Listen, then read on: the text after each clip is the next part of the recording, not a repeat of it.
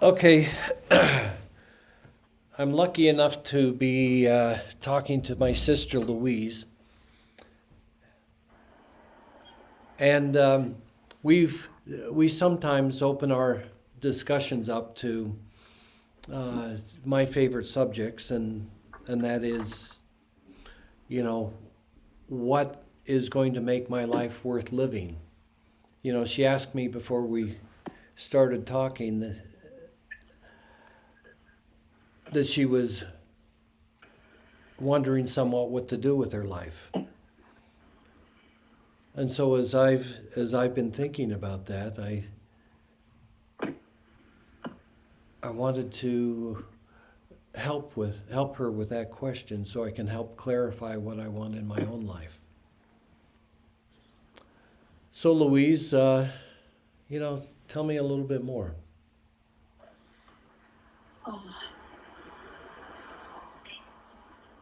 Well, it's been a difficult year.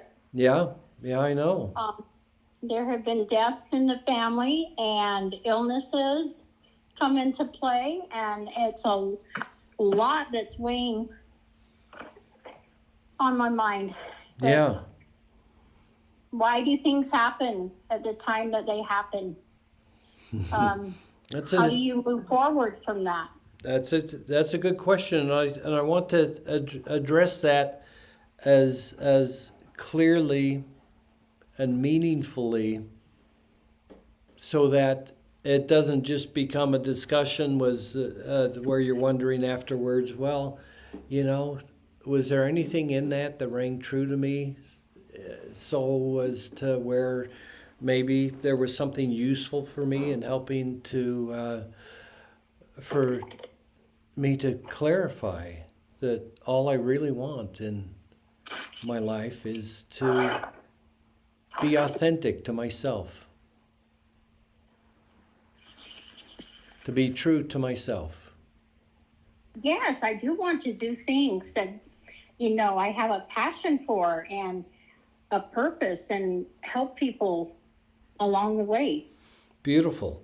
And I'd like to take it one step beyond that because you're speaking from a sense of self where you're part of a community, you're part of a neighborhood, you have uh, beautiful relationships with all of your brothers and sisters, and we all lost our parents in the last year, and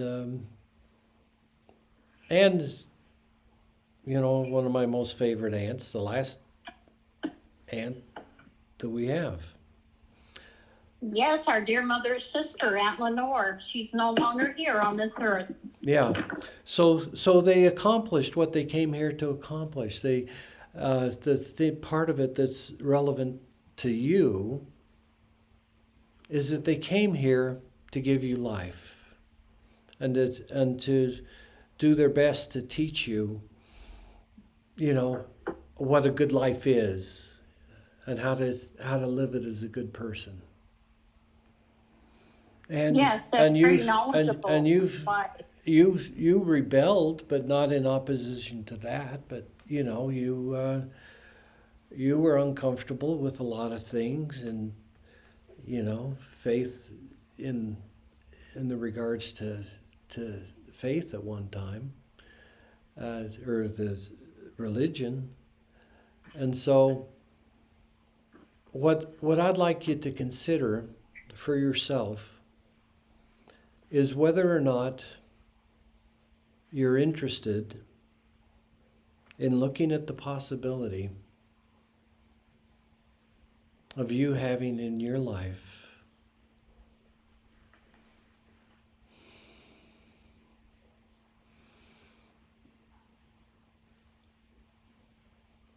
a new experience for you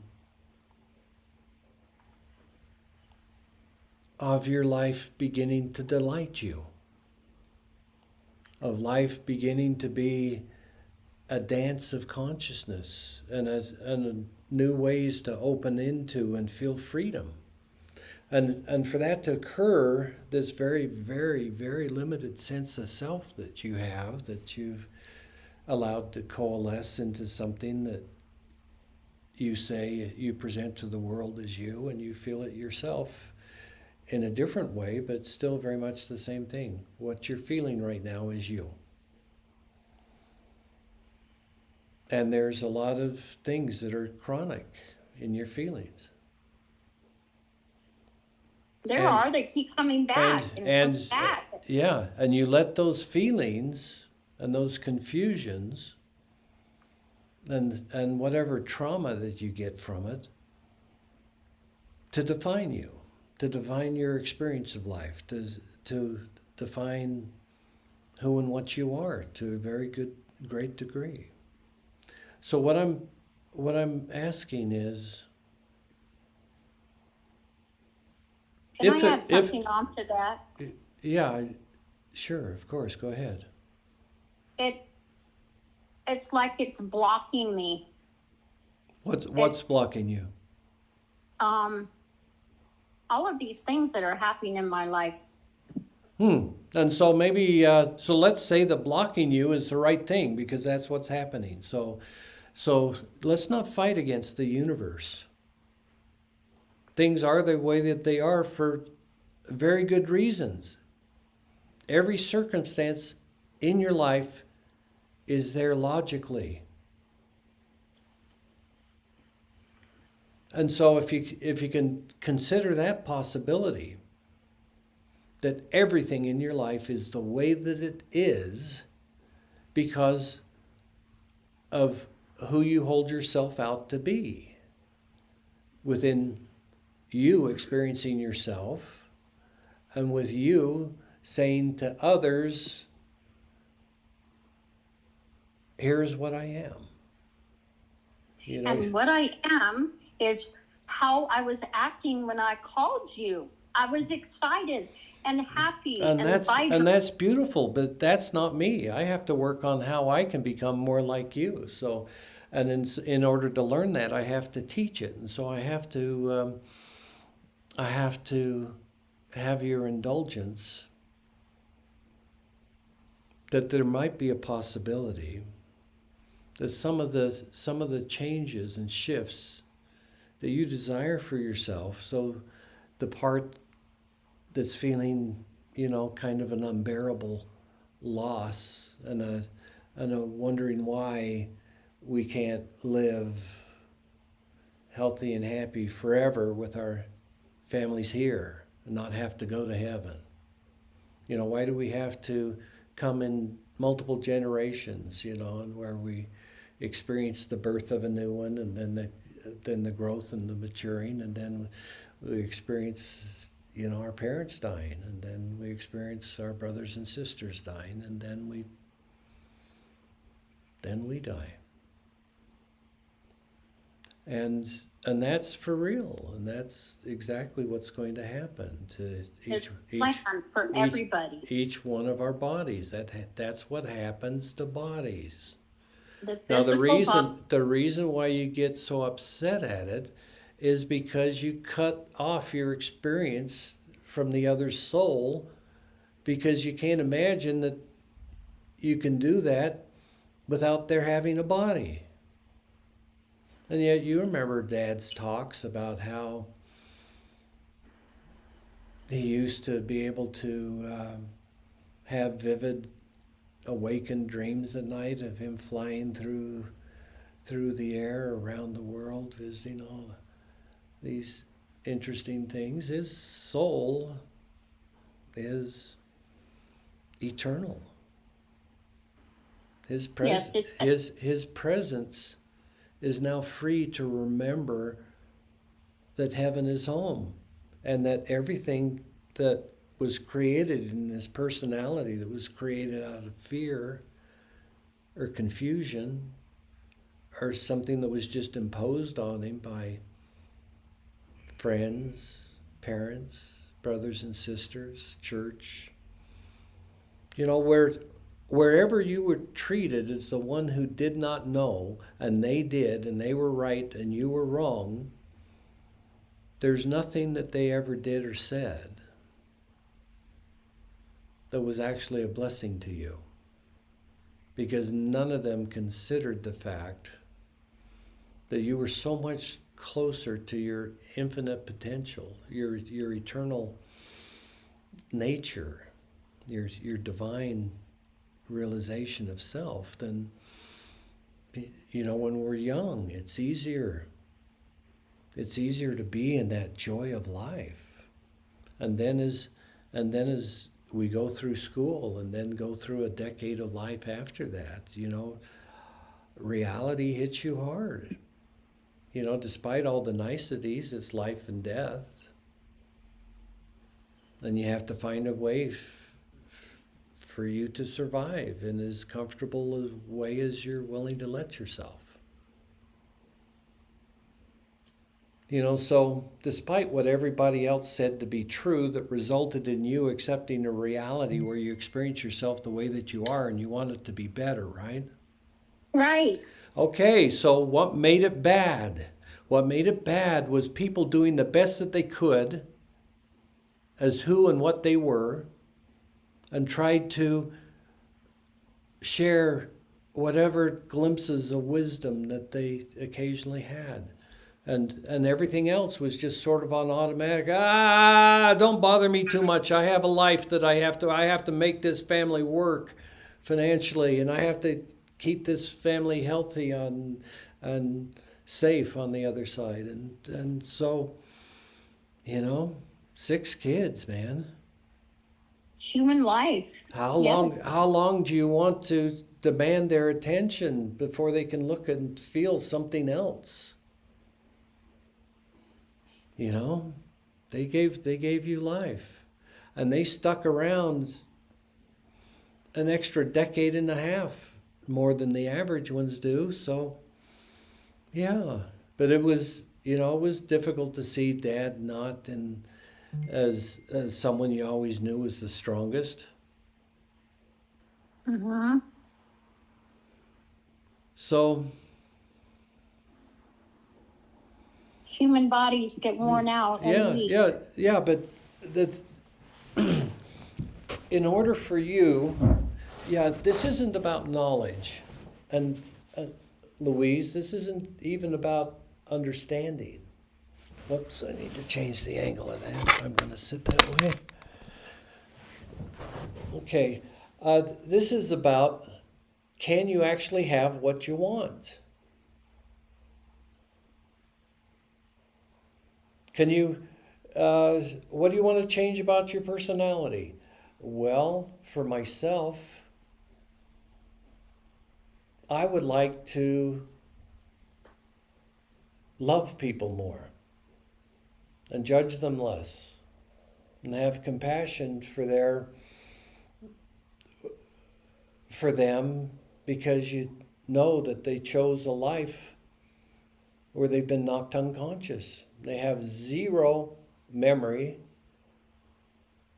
of their consciousness before birth and the memory of all of the beautiful things that happened in their life, the experience of that, and how wonderful that those moments were. You know, it's just digital flashes giving you a glimpse of something that once was. And then there's what's going to happen to me in the future. Neither one of those questions.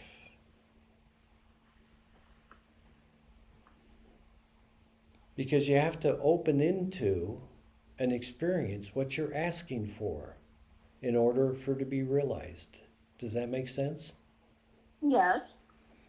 In order for you to have what you're asking for, you actually have to have it. It has to be yours. You have to open yourself to the experience. Yeah. So again, we're not talking about it. What I'm doing is preparing you so that you'll actually be willing to have the experience that you're asking for. Because everybody talks about it as if it's going to happen sometime in the future. And in that, and even voicing it is a condemnation and curse because it's not your true nature. It's not your authentic self. It's not your divine. knowing of wisdom. You know, that's so wonderful, it's miraculous. So if all of that of you is if all of that is true of you, and it is, and you don't like the life that you're having, then you have to remove all the reference points of everything that creates the structure of your mind, of your consciousness, of your sense of self, of what you think is real and true, that you took on faith from other people. The only thing that matters right here and right now in this moment is your experience of this moment. You know, feel your own body. Open up. Quit fighting and painful that way. If you're avoiding the pain, if you're avoiding the suffering, if you're avoiding feeling the regrets and the sorrows, for a fairly well judged, critical, an honest review of your life and who you are. Because when you open, and do it right now, open up. And by opening up, I mean surrender, let go of everything. And that allows you to open. And you open naturally when you let go of everything. It's like, like a hot air balloon, you let go. And you float up. And it's easy as that. You just feel what you don't want to feel and allow it to flow through you. Allow it to flow through a field of consciousness and a field of truth that's one with Jesus, it's one with God, it's one with everything, everywhere. That self that's infinite and eternal.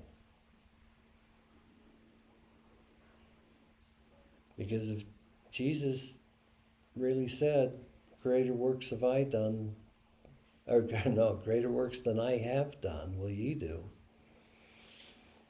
And you take him as the example of the life that the consciousness and presence that should be the same for everyone. Following him, if you truly followed Christ, then you would be experiencing what he experienced. That's what following is. Experience what Christ experienced. Can you believe that nobody talks about that? If you follow Christ, you follow Christ. Yes. Okay, and Christ said a lot of things. When they wanted to crucify him, he said, do not your scriptures say that ye are all gods? That's when they got mad when he said he was the Son of God.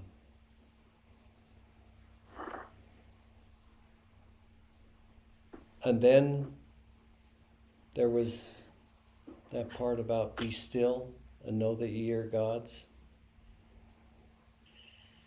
And by still, what that means is you're not doing anything. You're not moving. You're not thinking. You're not identifying with the past as being defining on who and what you are. There's no experience that limits God. And if Christ said that a group of people were each capable of doing more than he, then what he's saying is, we're all just as divine,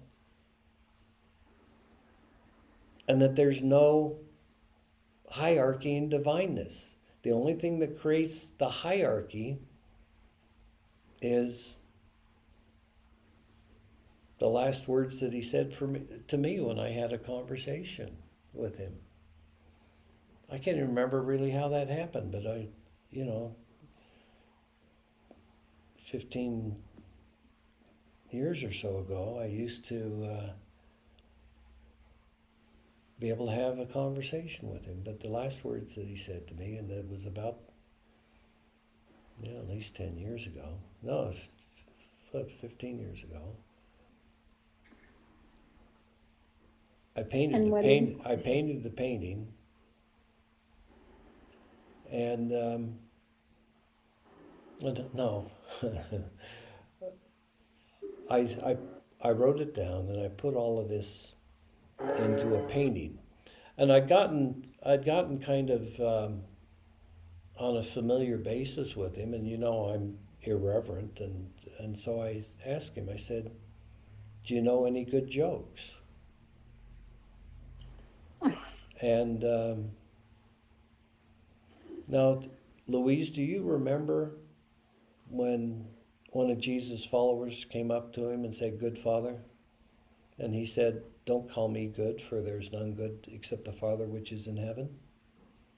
I think I remember something similar, yes. Yeah, so at that point in his opening, in his accepting his divine, his eternally divine, authentic nature, because you can't go, even though it's instantaneous. There seems to be different adjustment periods to it.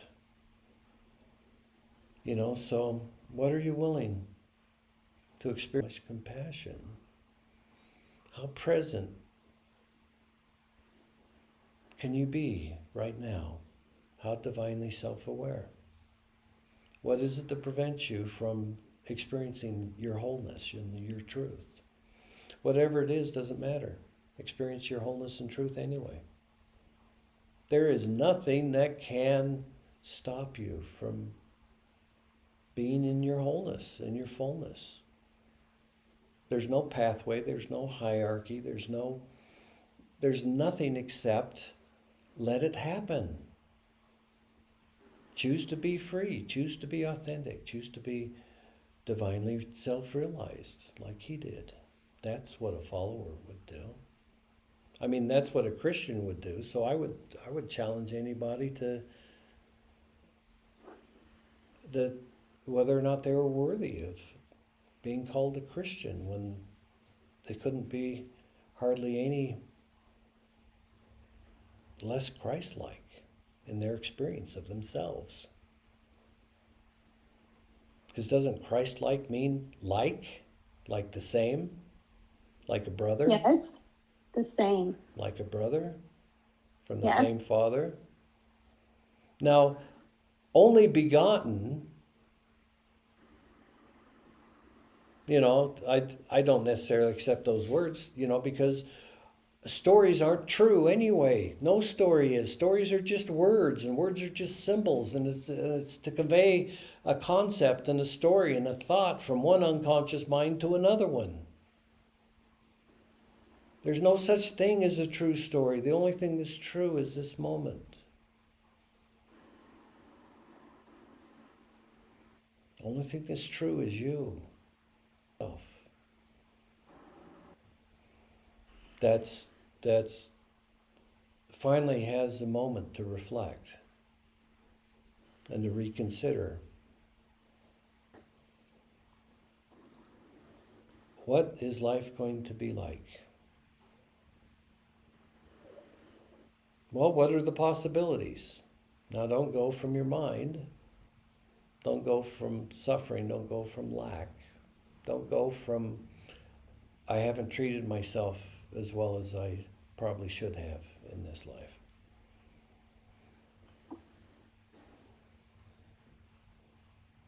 You know, you're so charitable and so good-willed, Well, thank you. but imagine how much more effective you could be if you had made a move here and a move there and a little this and a little that was divinely inspired, and you turned a little bit of money over a couple of decades, and now you got $100 million in the bank and millions more coming in every month. Now what can you do to make people's lives better, but more than just a fish for lunch and then another one for dinner? But how do you fish them out of unconsciousness, out of the waters of delusion and confusion and misunderstanding and misidentification and total perversion of consciousness, compared to something that has unconditional love for all life, for all matter, and for all other consciousnesses? Why and how? Because all of us are divinely conscious, but the last 4 words that Jesus said in this joke was, you are as you have chosen to be. So what he's saying is you can choose your way out of who you are.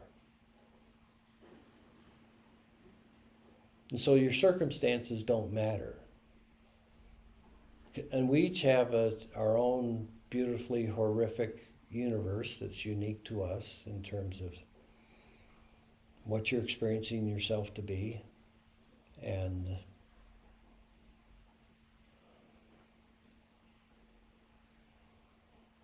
well, what do we do? What do we do when we know that what I've been saying is actually true, and yet our experience of ourselves and our lives are so infinitely crushed from what's real and true eternally to what's real and true contextually through each one of our bodies and the consciousness that we allow to be present in them? And so what I just said was kind of key, the consciousness that we allow to be present in our bodies. Now, we're unhappy with our experience of life because we haven't allowed ourselves to be conscious. We haven't allowed ourselves to be present. We haven't allowed ourselves to be in full integrity. We haven't allowed ourselves to be compassionate to everybody, everywhere, all the time. And how could you, the only way that you could do that is to be something that loves everything.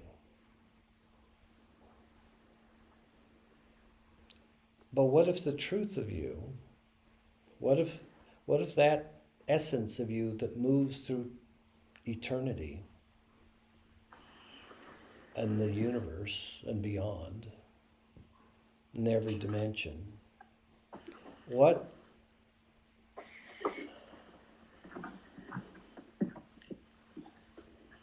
amount? Well, let's just ask this question: why are we condemning ourselves to experience ourselves in such a way that we don't like our experience of ourselves and how life is for us? Even though we're happy, even though we're kind and intelligent and relatively healthy and have good friends and family, even still, how proud would Christ be of each one of us when he was expressing that directly to you and directly to me? Hey, Louise.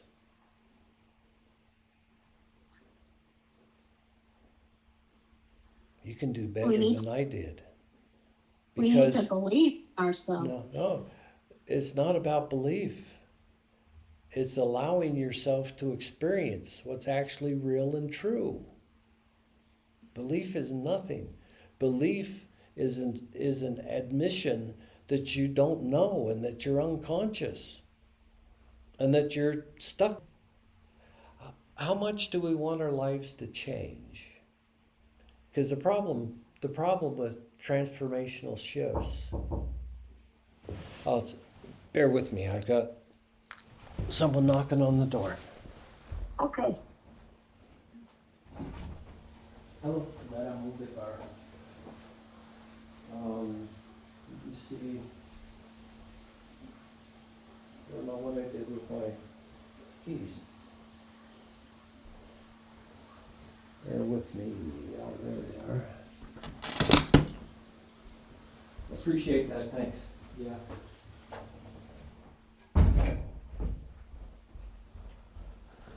Okay. I have someone that's worked for me the past couple of years traveling with me on this trip, and my car's apparently parked somewhere where it's not allowed to at this time of night, and so he came to the door and knocked, and he's handling it.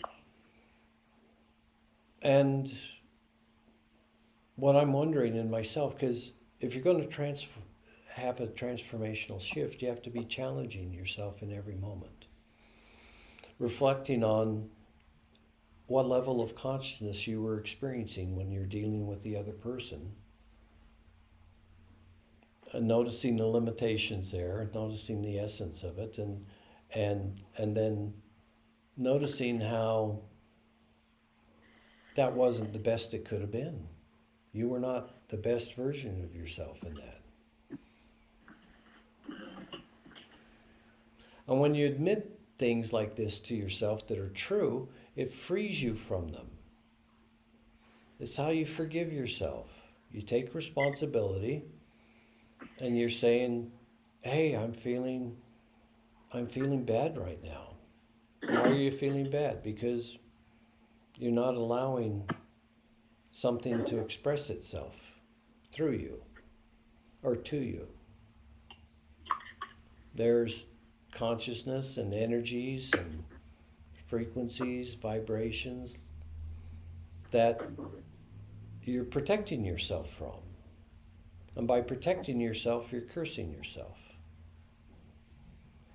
And by cursing yourself, you define yourself in a more and more and more limited way until at the very end, the only possibility is saying goodbye to the body and dying.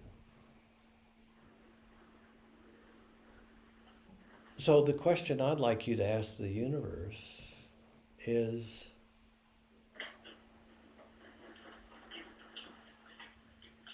how of that infinite potential, which means I could, just be a being of light and glory, but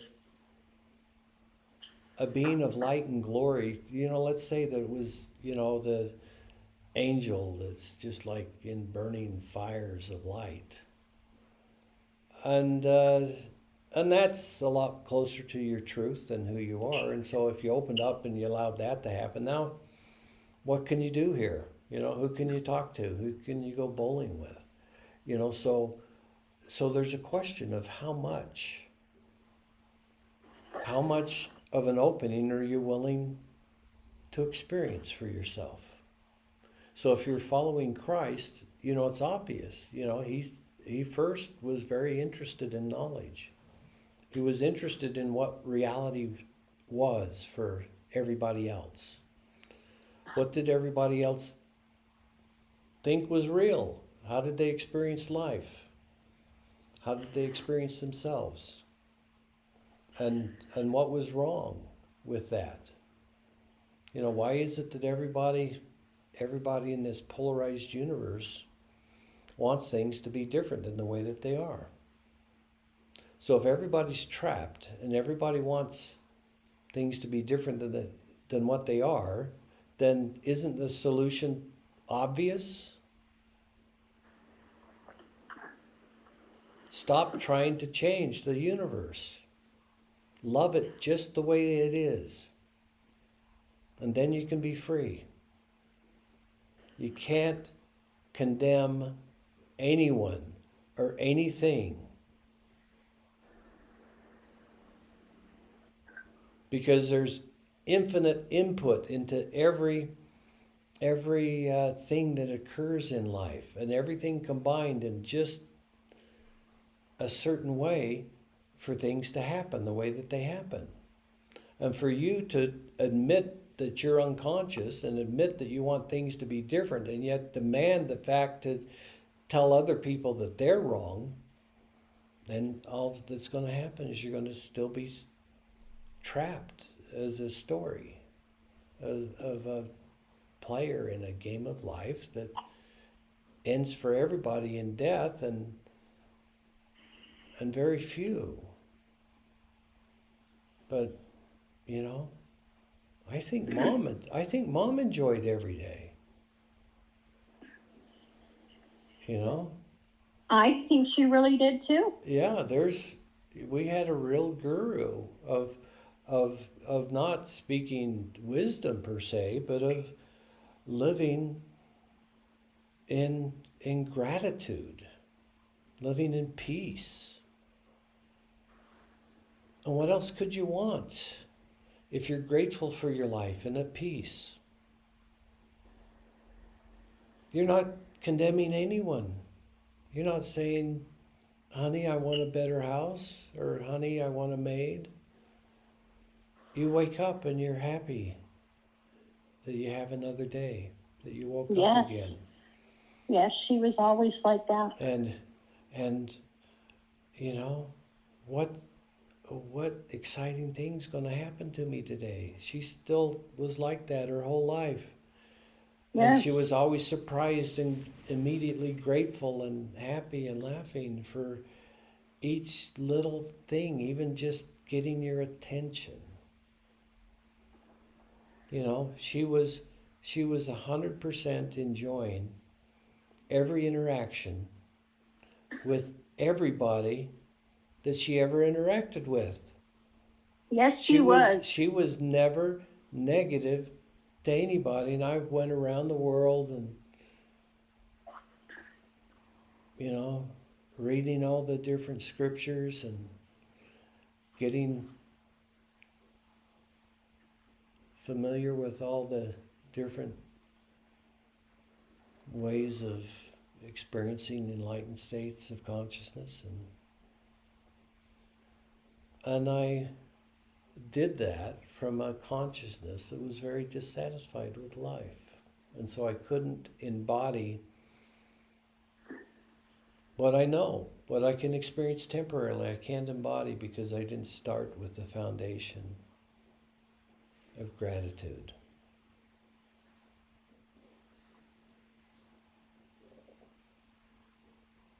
So that's what I have to do now. And thank you for being willing for me to talk so that I could find out. You're welcome. Gratitude is built upon, but that's where you need to start. Yeah, because the weird thing is, you know, I'm able to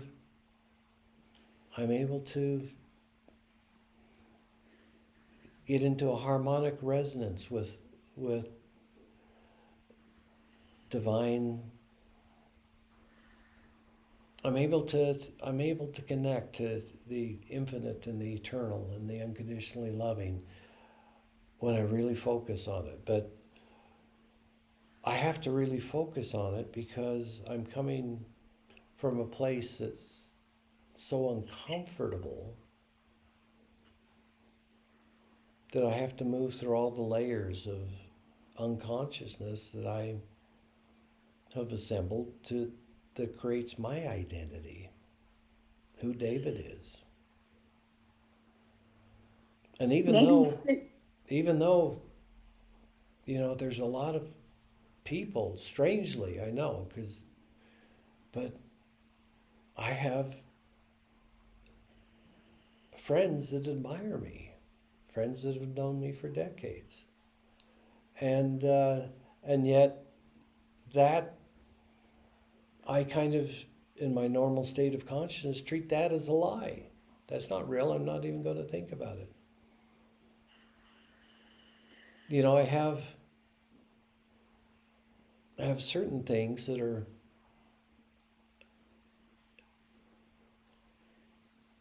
things that people enjoy, and then I have other things that, you know, have probably ended a bunch of friendships. You know, things of relating to my memory and what I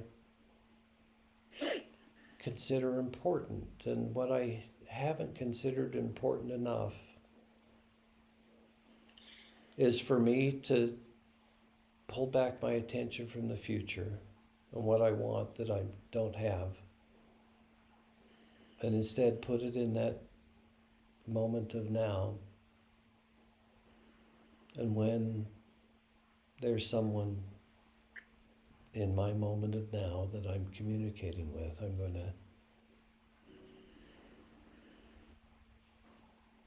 to look at them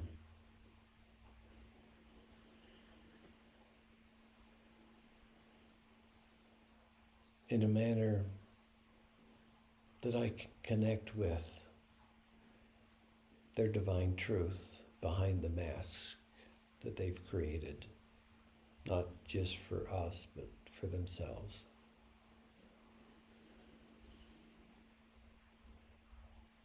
So just feel how your energy shifts when I stop talking to you as Louise, and I go, oh, I forgot, what's she like on the other side? What's she like in heaven?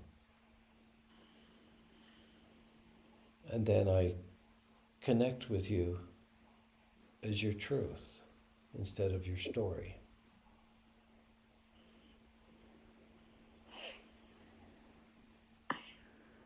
So notice how in our connection, that your willingness to connect with me at my truth, not the contextual truth of the lives that we've lived here, but what was our experience of each other?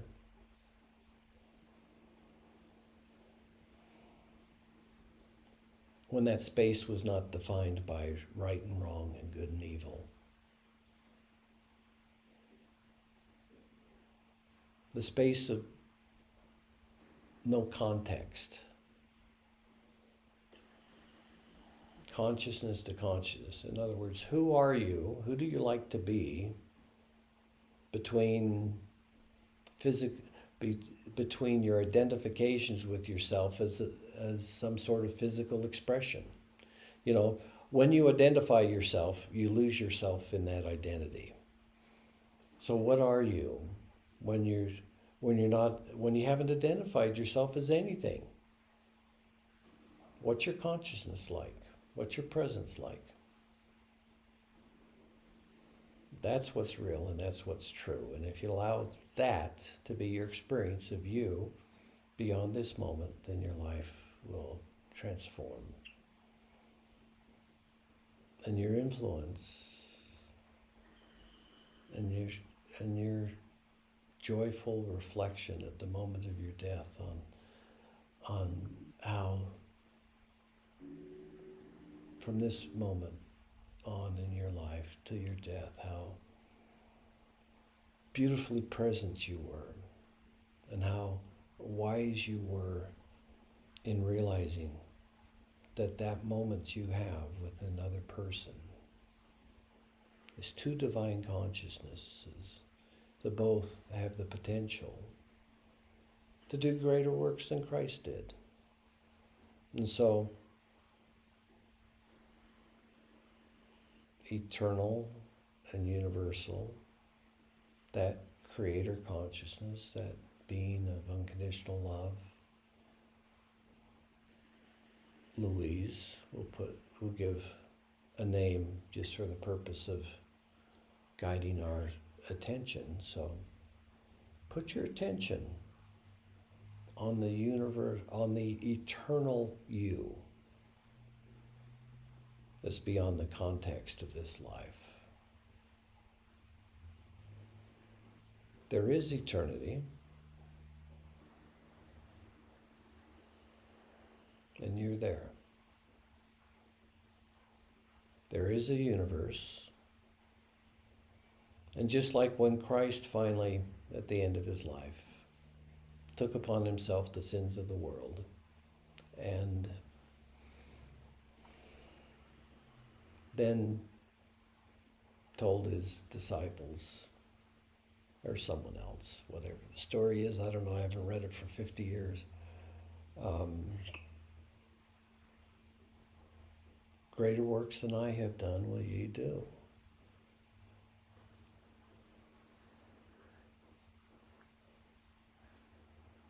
So let's say that he said that to you and to me right here, right now. You know, open up. You've had experiences of holiness, of divine presence. So allow Yes. Christ to be divinely present right here, right now. And remind you energetically, vibrationally, that radiance that's his truth. That all you have to do is focus on that radiance, and your own radiance responds in a resonance, you know. Experiencing somebody else in their fully realized, you know, divine nature that gives you something to resonate with. That's why Christ said, greater works than I have done will you do. Because who did he have to resonate with? What was the story of the other person that was his guru, that was his equal, that gave him a leg up, so to speak? He didn't have it. He had to figure it out himself, because there was nobody else experiencing themselves as God. He had to learn who he was. No, he had to unlearn what everybody else ever said. He had to let everything go. Humanity, then you'll live and die as an unconscious human. Now, if you want to be really effective here, if you want to share light and love, then that's what you have to be. And it doesn't come from effort. It comes from realization. It comes from experience. It comes from choosing it. So say yes. First ask how divinely realized, how enlightened, how blissful, how joyful are you willing to experience yourself, to be truthfully?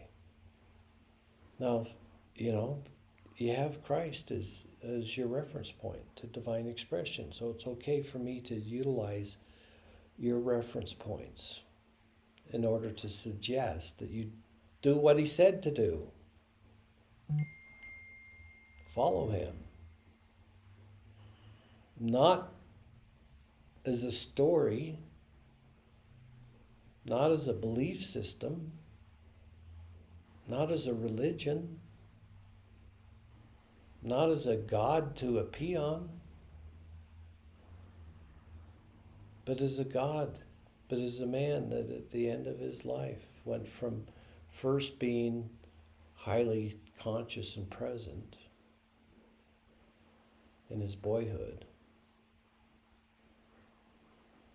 and interested in knowing and understanding the belief systems of the reality that he was in,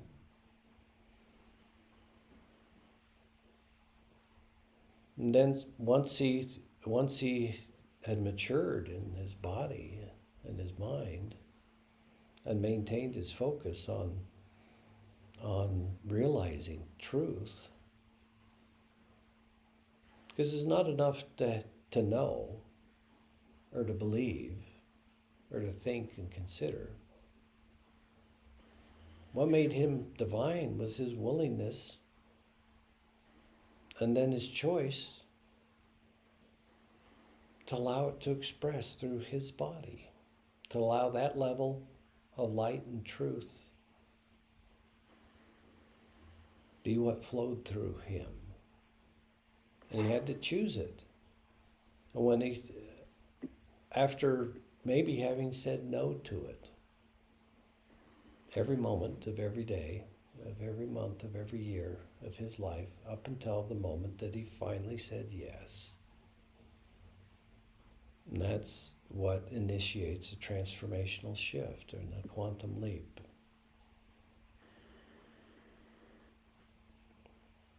The you that you experience yourself to be is as a lifetime of no's in terms of experiencing yourself as the presence of divine truth, divine love. So let yourself, right now, it's okay. It's what's real and authentic. It's what's true of you. Everything else is a story that will fade away and be forgotten.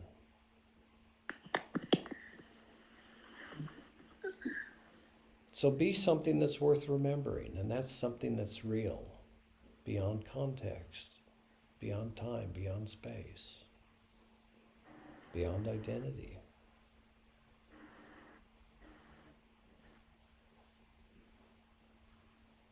There, yeah. So open and stay in that opening, and allow yourself to notice Christ again in the room you're in. Notice the feeling. You've had that feeling before of holiness, being present. I have. Yeah. So notice that you can feel it now too, and that you are.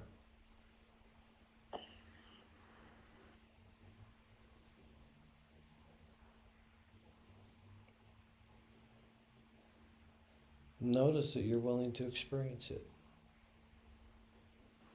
Notice you're willing to feel in every aspect of yourself the divine presence of Christ right now.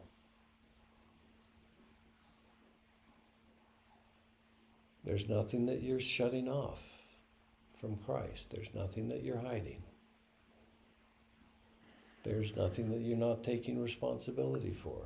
You're saying, yes, I'm exactly here as the way that I am, and thank you for coming to visit, because I'd like to resonate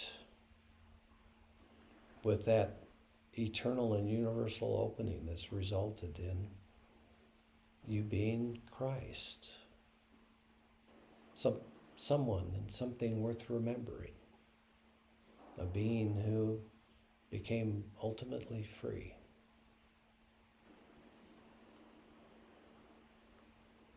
Before he died.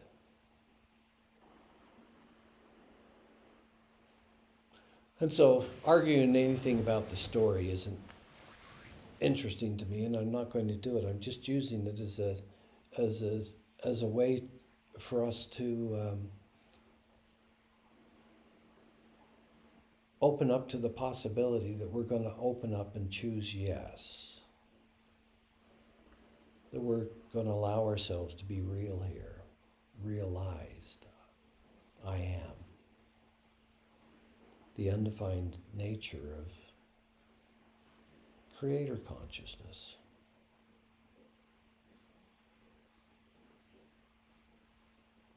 There. Feel how that's unraveling the very nature of your reality.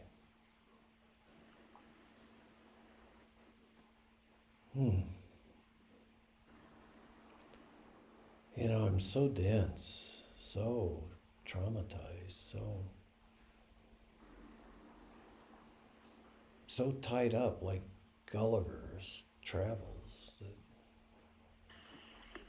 that I can't even maintain the essence of even a little tiny bit of truth most of the time. But, you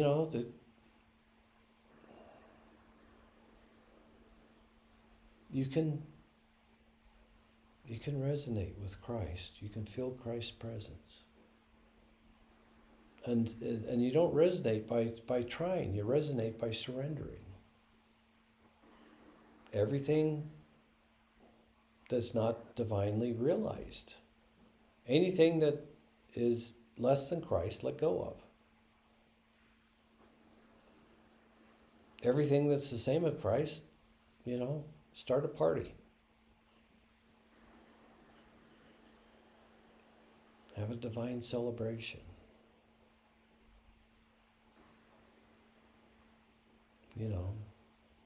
Let the experience of heaven on earth begin with you. Say yes to your truth. Say yes to your mastery. Say yes to your brilliance and your wisdom.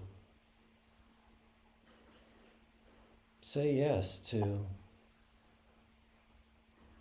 the next time we see each other, be one where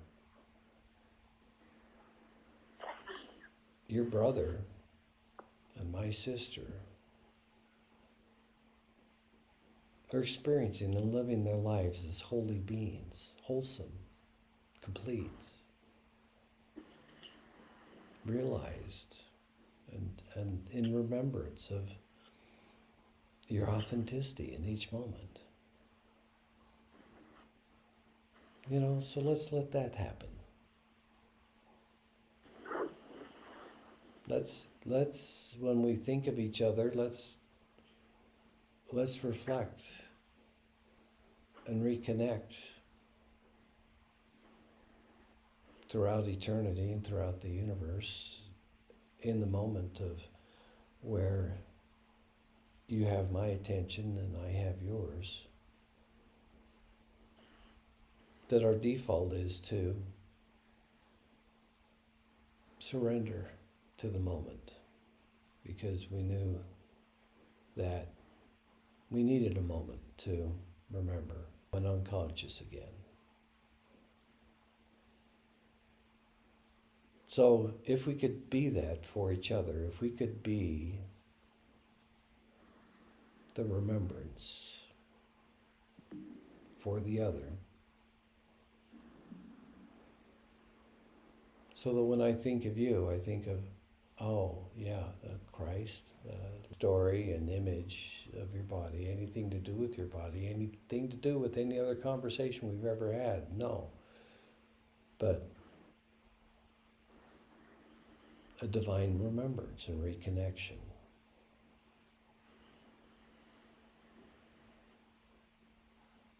So if you can do that with a few people, then you can begin to stabilize yourself in your truth here. And you have that open invitation for one of those people to be me. Thank you. Thank you. Yes.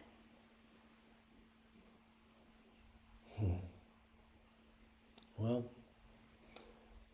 I'm focusing on this and the paintings that come from this, and I'm going to make those paintings my business. It's a life worth living, both in the anticipation of it, the experience in the moment, most importantly, and in that far off reflection just before I exit it out. Because I'll tell you, for most of my life, that the world would be a better place if I hadn't been born. And so it was until really and so I continually suppressed myself and condemned myself for everything I ever did to hurt anybody that I'm aware of.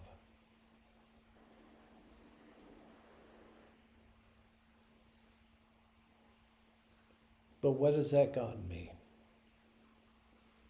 What has my regret gotten me? Except now a lifetime of regrets, because Forgiveness. we can't be different than the nature of who we've allowed self to be created as. So your sense of self, the level of consciousness that you're embodying, the circumstances that you're in,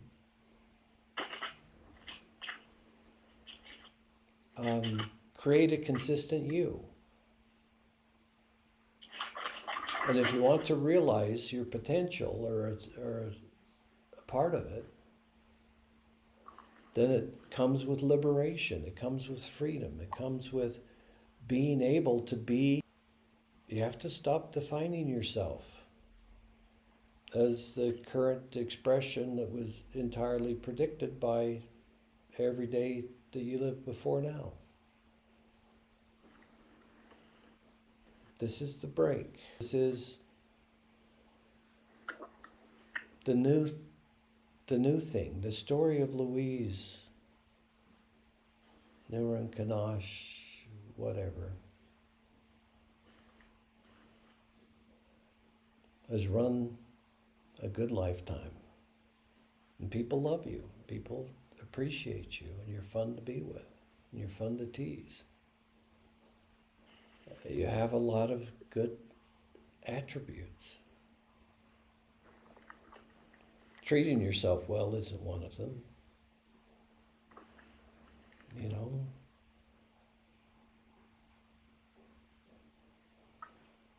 More money wouldn't hurt. More to dance, to be flexible. You and I are not flexible. And someone that was free, flexible, would seem to be one of the characteristics that would sort of automatically be there.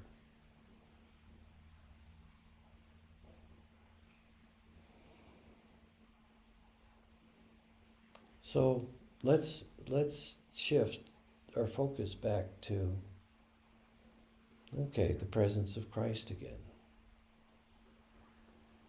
So I keep talking about us doing something by choosing something, and instead of just being present, instead of just being silent, instead of just saying, oh yeah, I forgot that Christ was here with us, and we've both been ignoring it.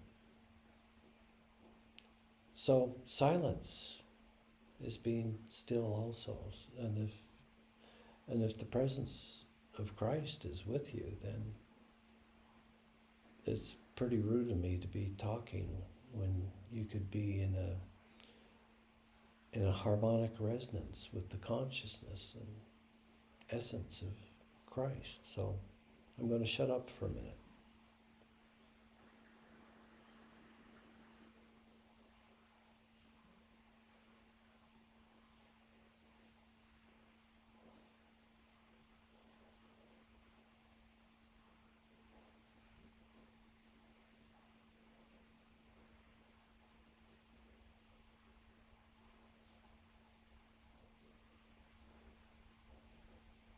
Opening up to whatever a harmonic resonance of Him would be, and allowing it to occur. Allowing yourself to be changed, allowing yourself to be transformed, and saying yes to your transformation from a contextual reality into an eternal one, and a universal one, where you're one with Christ, where you're one with God, where you're one with the hosts of heaven, as well as being one with every physical expression in the universe. You're not fighting against anything. You're experiencing everything. A human being can experience everything in the universe at the same time. That's what Christ did. Your consciousness is capable of communicating with every being in the universe at the same time. Each in a different conversation. Each acknowledging the essence of what it is of the story that consciousness took on. And that sense of self and communicating in a way that each individual consciousness can receive the communication in such a way that it can make its next step of coming back to their own experience of the truth of themselves.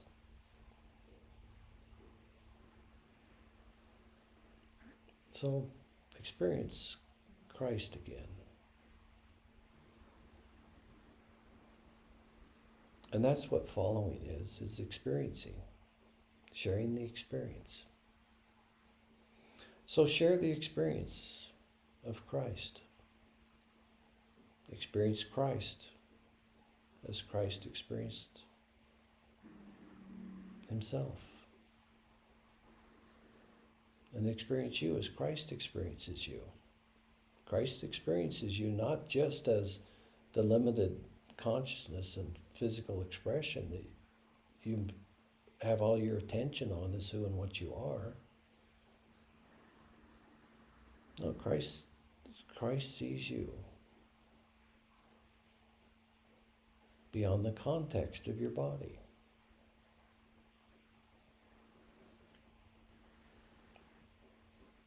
He knows you infinitely and eternally. And that's his reference, not your body, not your mind. His reference is your eternal and universal nature.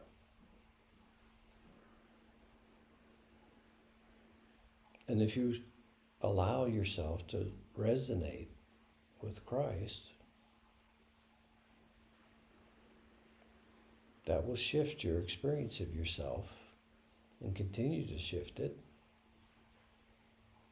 And as long as you stay in that opening and continually surrender whatever comes up to God consciousness, you know, if the consciousness of God is eternal and universal, then it permeates every creation, including your body. And so whatever you think, whatever you feel, whatever you see, whatever you hear, God's there, right there with you. More there with you than you are with yourself. Yes. So all you have to do is experience yourself and experience God at the same time. And the experience of God and the experience of self frees the self from the belief systems. Yes. And the thoughts and the ideas and the flawed identification. Because you have to call reality for what reality is. And I'm a little bit embarrassed to say this, you know, because I know it's controversial, but we're not here to learn lessons.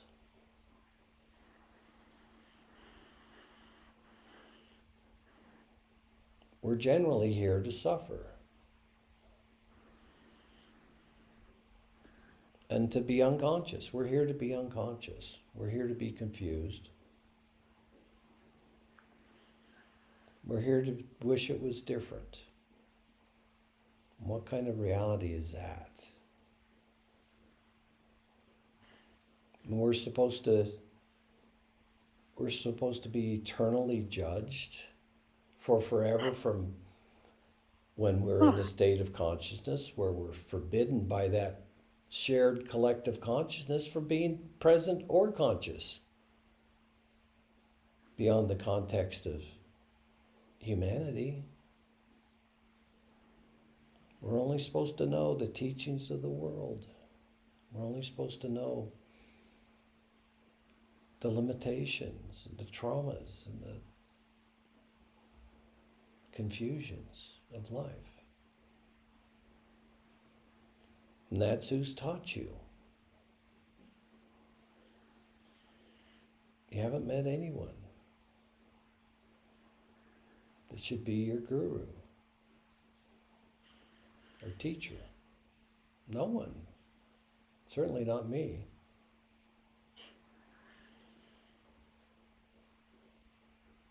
Because none of them have been living in their truth. The closest one to that either one of us met was Mom. But in just one aspect. You know, she still allowed herself to be unconscious. She did allow herself to be limited in a lot of ways in terms of being a mover and shaker, in terms of saying, hey, by the way, life is going to be funner, freer, and more organized than it has been. And I need you guys all to take a step up so we can have that experience of, wow, life can be beautiful now, right now. So whatever we did in the past, we did. The question is, what are we going to do right now? And you want life to be better. You're trying to figure out what to do with yourself. And so do it right now. Say yes. Say yes to you being free. Yes. Yes. Good. You're admitting that you're not free and that that's real and true. And you're taking responsibility for it. Nobody else is to blame because you were being you, and so they treated you like you were experiencing yourself to be.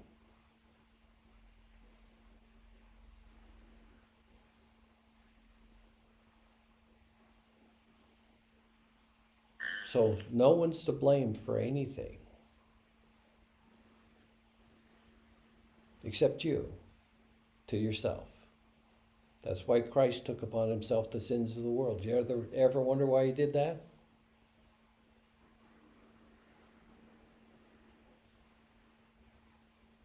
Why did he do it? Not for you. He did it for himself. Yes. Why? Because he had to. Why? Because to the degree that he was a clear reflection of his eternal and universal nature, he had failed himself and failed humanity, even though he might have been the best example of humanity that there ever was. But even that was so far from the truth that when somebody called him good, he said, no, don't call me good, I'm not good. Because I've had an experience with what good is, and the only thing that's good is the Father which is in heaven. There is nobody here to follow.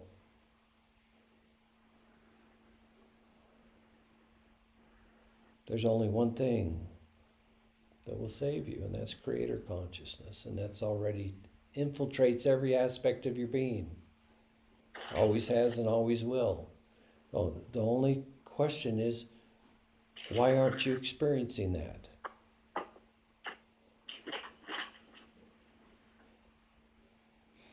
Well, when you ask that, the answer comes up, and most aspects of the answer, when you look at them, is for old things that don't exist anymore. So you can let all of that go, the vast majority of it, because it's no longer relevant to you. And whatever is relevant to you, in the light of all the newfound freedom you found by letting go of everything that's been suppressing you, suppressing your consciousness, making you feel like life isn't worth living anymore, you're able to let all those lies go. They were wrong. Everybody's wrong. That's what Christ was saying is, don't call me good because nobody's good here. Everybody's wrong. Especially me. Because none of us really know if every other being in the entire universe is divine, already divinely realized, already divinely true, and somehow one aspect of the hosts of heaven, consciousness fell, and became identified as a human body, but somehow imagined a world in the universe of trauma and hasn't awakened from it yet, and yet everyone else and everything else already has. I might be the last one that hasn't awakened, and everything else is configuring a physical reality for me in agreement with what I think is true. So the universe, your universe, is your reflection of what you're experiencing yourself to be.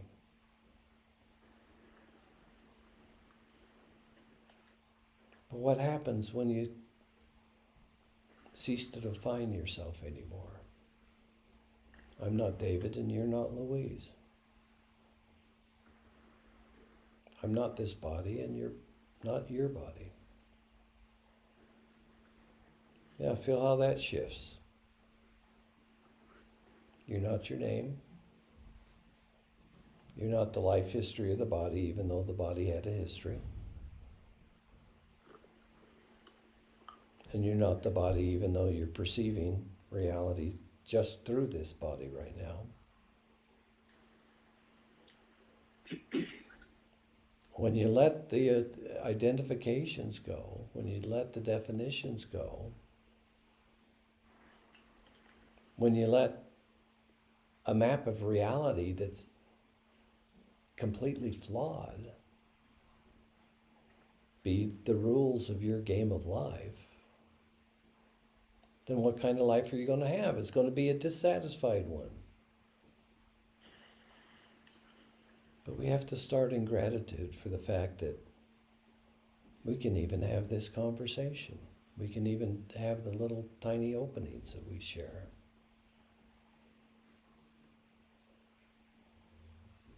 Yes, gratitude. Yeah, so I'm grateful for that. Thank you.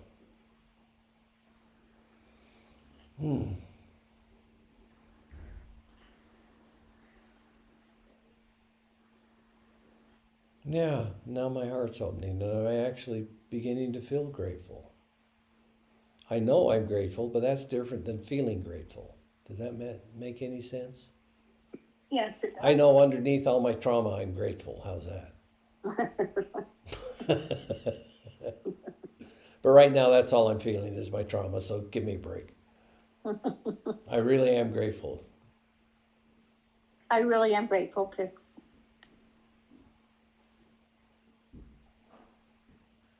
I was kind of acting out the insanity of knowing that I'm grateful yet not feeling it.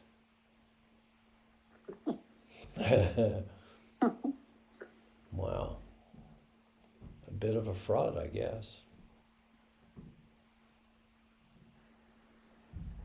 I might be the most ungrateful person I know.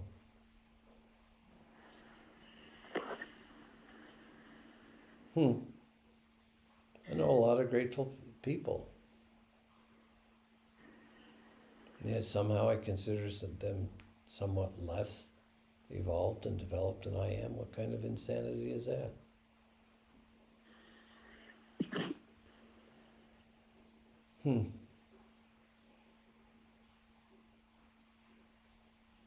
Yeah, if you're not gracious, if you're not kind, if you're not compassionate, then you're living a lie. You're being something else other than authentically you. So let the lie go. Let your compassion and your love and your joy and the radiance that happens in universal presence has unrestricted access and presence in the body. You're no longer saying no to yourself. You're no longer saying no to eternity. You're no longer saying no to the universe. And so you're saying, universe, in this moment, I open and say yes to my love, flowing freely.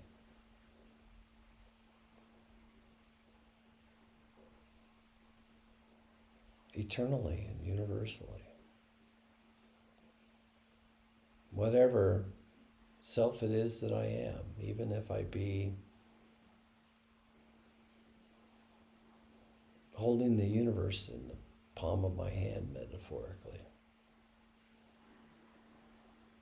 and yet perceiving through one body in a bit of a traumatic way. Knowing that both are true at the same time, what happens?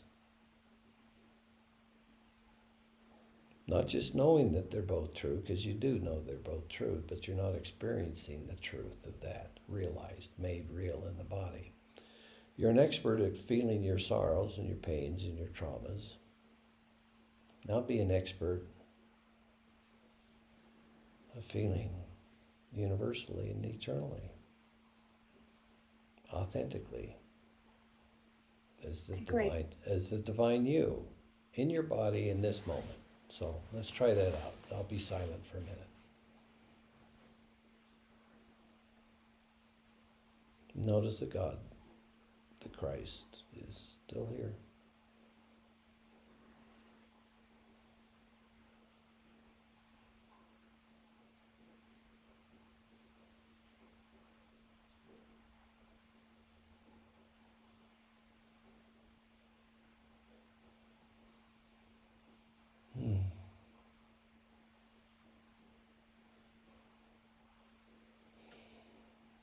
Wow.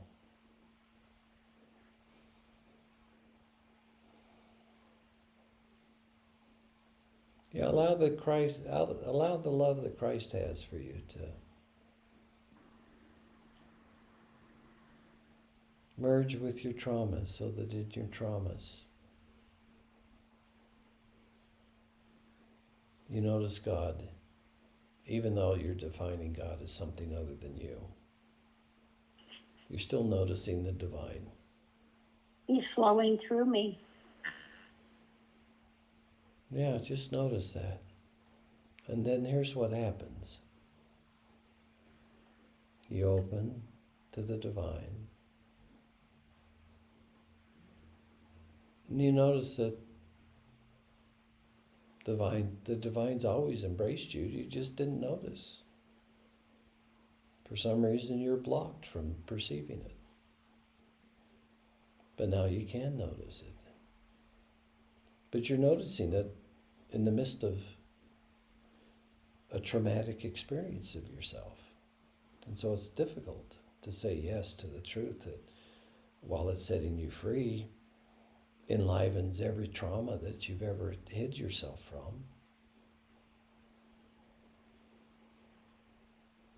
But it's okay, because you're taking responsibility. And as quickly as you take responsibility for each feeling that comes up as you're allowing a transformation to occur, everything that you feel that's dense and fearful and uncomfortable or painful, you just go immediately there and be present.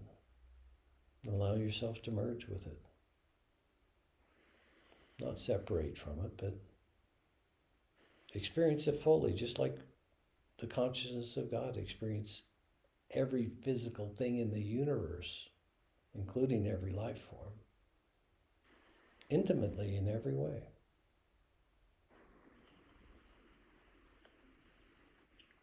It's time for you to experience yourself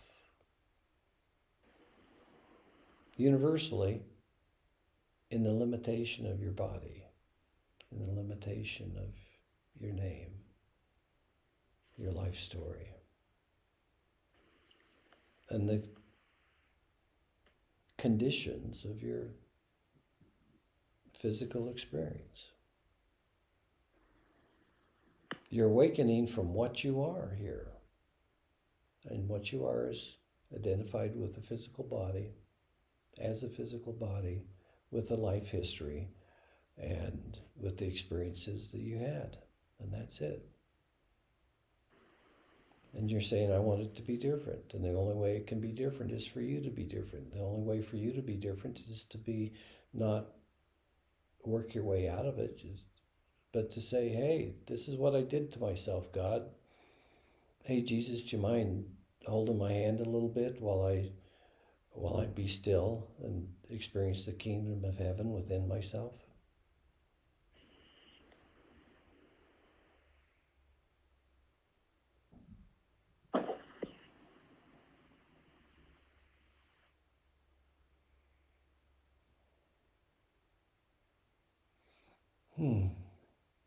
Well,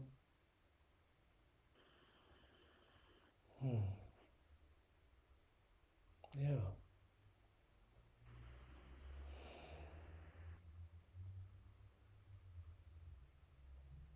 Yeah. Lots and lots and lots of pains and traumas, but they all go away when you experience them divinely.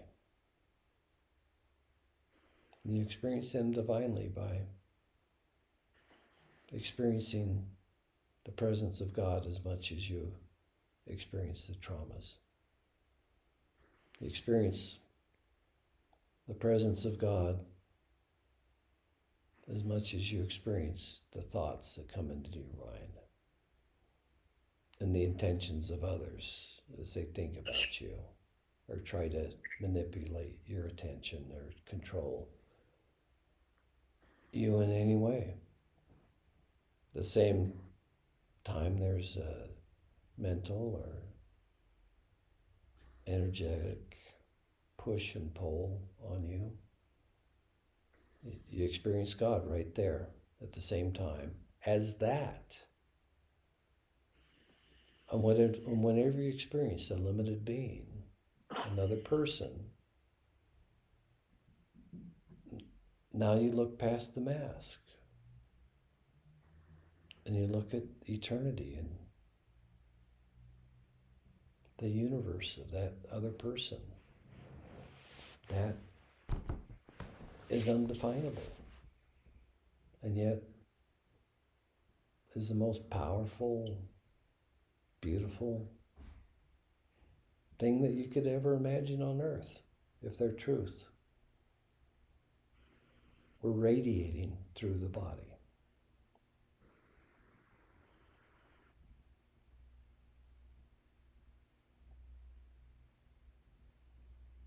So now, on allowing Christ to flow through you, it doesn't take very long until you notice that your awakening has progressed to the point where you notice a radiance within your body that you recognize is actually you, unencumbered by thoughts and ideas and beliefs and history.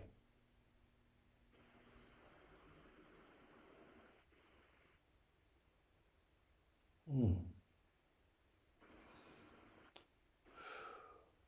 Mm.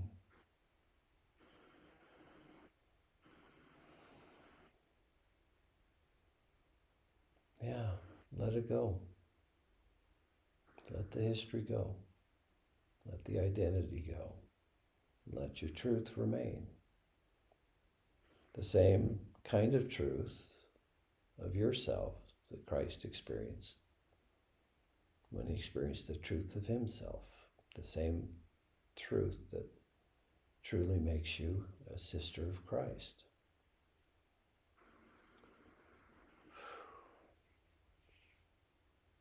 And what do? You just notice and let it happen. Be open to a divine connection.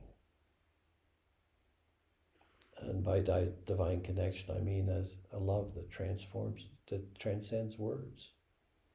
A love that feels like a coming of home to that happy ever after. And she lived happily ever after because the story was over. and her truth returned. It's like walking out of the movies, where you're so invested in that story that that story was real. Then walking out of the movies and coming back to your life again is what happens when you awaken.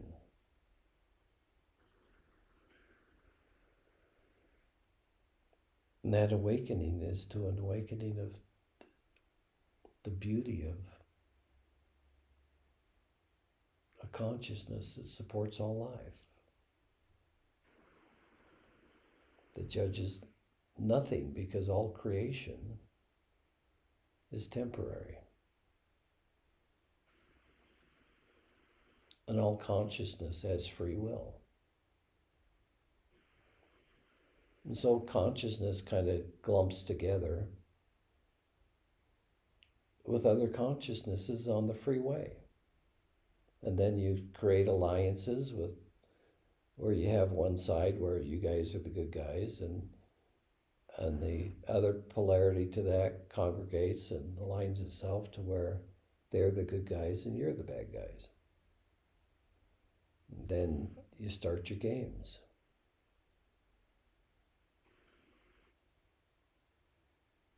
You're not a player in a game if you want the freedom you desire. You know, you're here and you're acting, but like the scripture said, you're in the world, not of the world. You're here and you're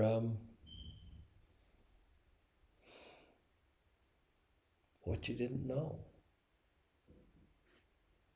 You're here is what you forgot. You're here is the remembered and self-realized truth that sets you free. Your truth, your eternity, your universality, your oneness with Christ.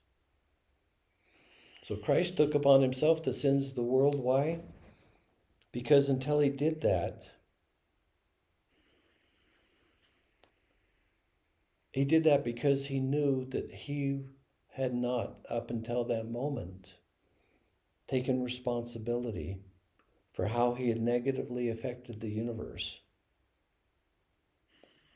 by experiencing himself as a man instead of as creator consciousness.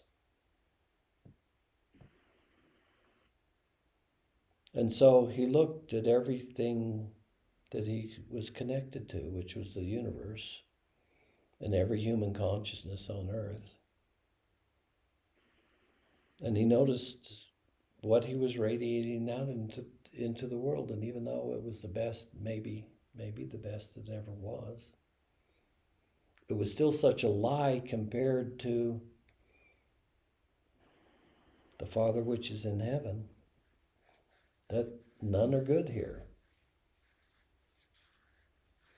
And so since he was no good, in his own words,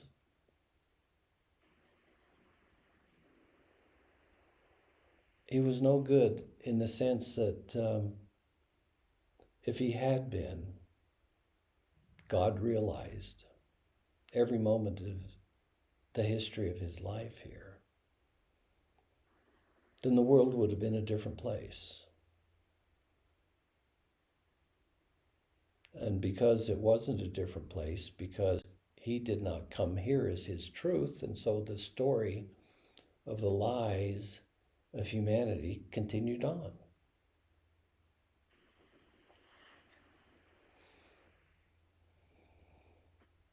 And so he took responsibility for him not being divinely present and the results that created in the world. So he took upon himself the sins of the world because by not being divinely true himself, he participated in the continuation of that. And so his life was a condemnation, as are all of ours, of the divinity of the other. How do you like that one? That got a little confusing. Well,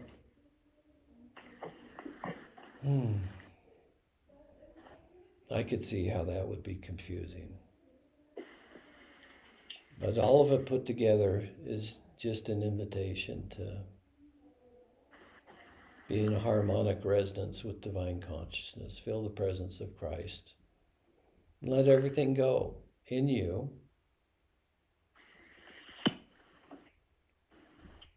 Give everything in you the opportunity to harmonize with that. Don't block off any level of consciousness. Don't block off any physical experience.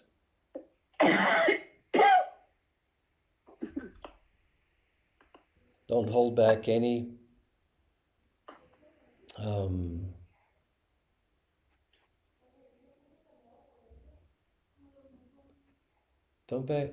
don't hold back any thing in any way of experiencing the universe as it is and loving it anyway, despite the fact that it could be infinitely better.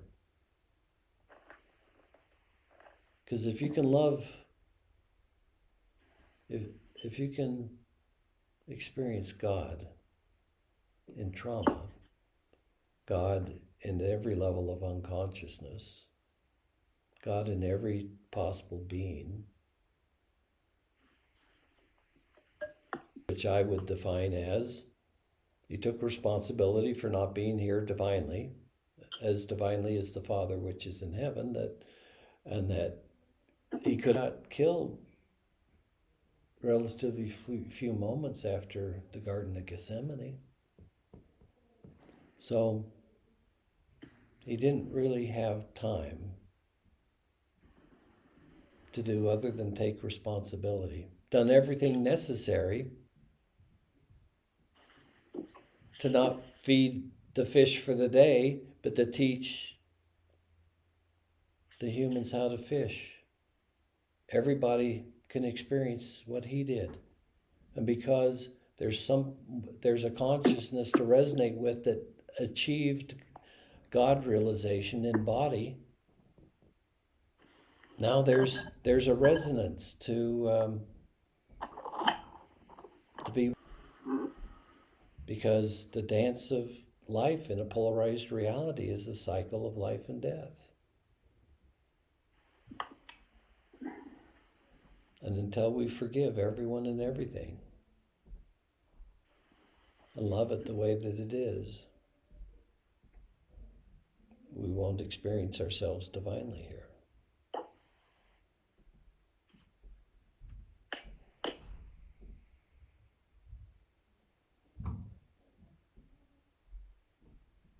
But it's not any work at all. It's just, am I willing to experience the shift? Am I truly willing to forgive all others for all of the imagined wrongs that they did to me, but were entirely consistent with my consciousness, my level of experience of myself, how I'd limited and defined myself? They acted entirely appropriately, everyone.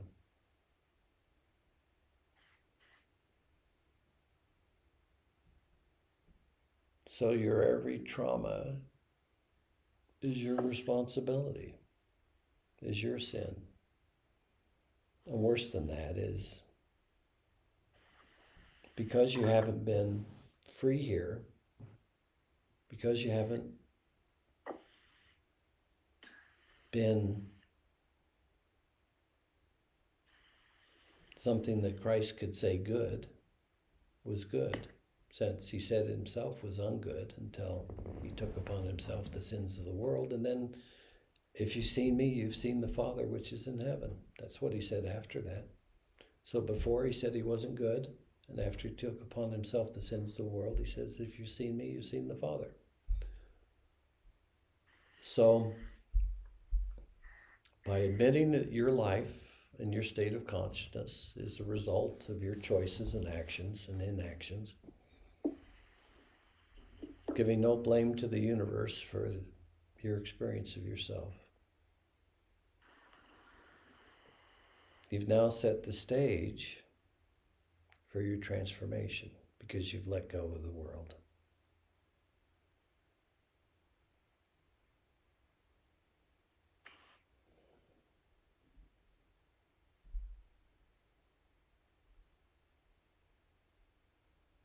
Now you can begin to experience yourself on a higher level. Experience yourself in a freer state. Yes. Things becoming lighter and lighter and lighter, freer and freer and freer, more and more real, more and more truly you. Even though everything that you experience yourself as you is dissolving away. And it's a little bit scary to know that nothing that was created in consciousness, in unconsciousness, is eternally that way. It's temporary. And so since you're putting an end to life as it has been, because you want a new beginning, because you want things better, and you're now deciding to finally follow Christ, to finally be a Christian. You take upon yourself the sins of the world because you're a bit of a piece of crap. And by that I mean you weren't being authentically, truly you in such a way that, hey, there's a divinely realized being here in a body. So that's what the Christ was making the atonement for. He was atoning for the fact that if he'd come here the way we are in heaven, if he'd authentically been radiating the Father which is in heaven,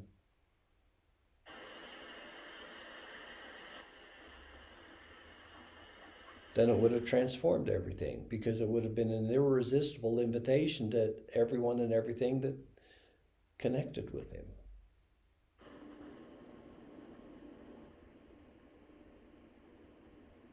Heaven's not an exclusive place, it's an inclusive space. But to get there, you have to die. The body doesn't have to die, but you have to die. So if you want to be soulfully present, then you have to be authentically you, the way Christ was authentically him, especially in the last week of his life, where he was able to say, yeah, I am good. He finally said he was good. So let's take his word at that.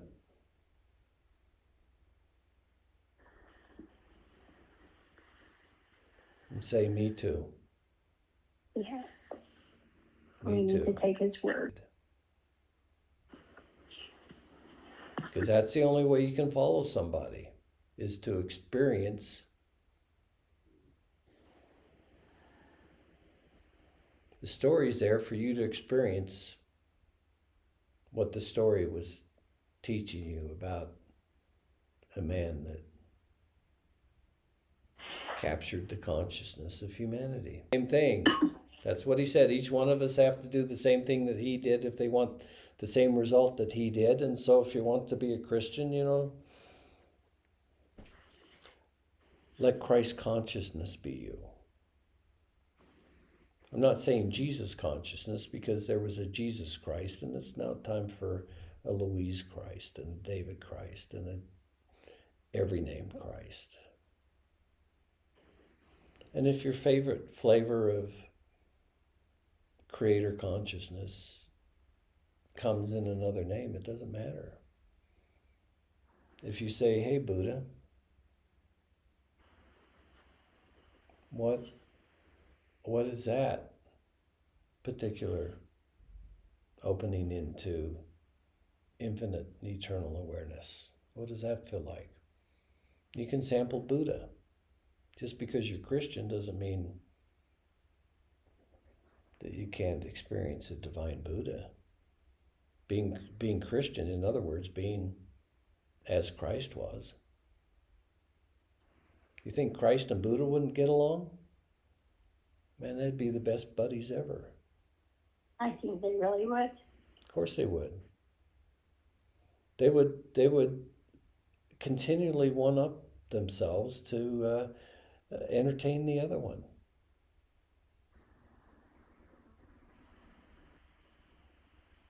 They'd say, "Oh yeah, watch this." It'd be like dueling banjos, Yeah. you know. The only possible evidence that I've ever heard of where there was two and divinely enlightened beings likely to have been in one place at the same time, human, then you're kind of walking around like Christ and miraculous things happen and miracles happen and reality is a lot more flexible, a lot more capable, a lot more loving and self-aware, because consciousness is a genius. What's the right word for it? The experience of truth is a freeing consciousness. It's contagious. When somebody else is in their truth, when somebody else moment, and you look in their eyes and you'll see a truth that you never expected, yours. If someone's truly divinely present, then you experience your divinity because it's an irresistible invitation. Because nobody wants to be trapped here. Successful and joyful and enjoy being a human. As soon as there's an experience of a being in a state of divine celebration, it's a party invitation that's irresistible. And so I would suggest the evidence to that for Christians is the city of Enoch. Somebody woke up, and they woke up so purely, so cleanly, so authentically that somebody that they were close to tracked with them and experienced the same thing themselves. And then it spread out because there were two divinely beings, and then four, and then eight, and then pretty soon the whole city was heaven on earth. And then at some point, I think heaven on earth gets boring. In other words, once you experience yourself for a degree of time as an eternal and divine creator consciousness, living a fairly restricted life as a human, no matter how beautifully loving it is, at some point you realize it's still just a game and a story. And you kind of transcend out of it. Because what's so important about that story when the universe and eternity has been celebrating your awakening, and you have so many more actions and inactions and how other people experienced them, people experienced them, it's, oh my goodness, I didn't realize I was such a dick. I mean, I did, but it's so not fun to be me. But by saying that, acknowledging what's real and true about the context of your life, that's how you forgive yourself, by taking responsibility. Now it's a responsibility that doesn't condemn yourself.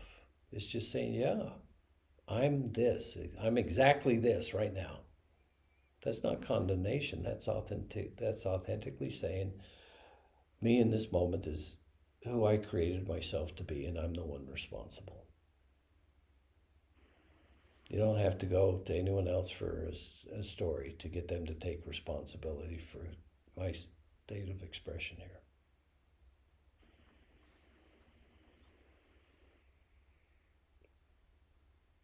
And that's when you can forgive yourself for doing it.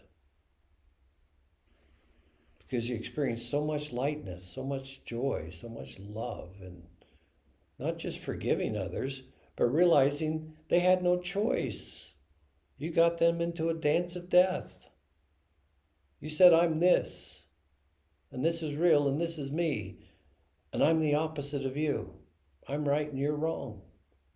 And they said, no, I'm right and you're wrong. And then you had a relationship. And you're both right about the wrongness of the other.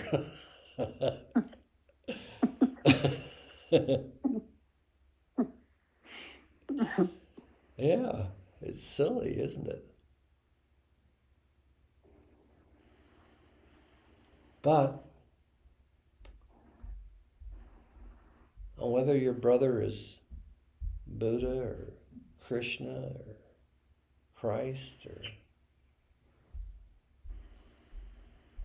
any other divinely realized being that's ever been or ever will be, wherever it is that you're willing to open into a divine dance of consciousness with, dance.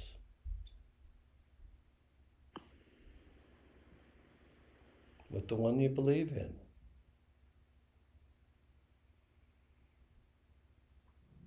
Because believe me, if anyone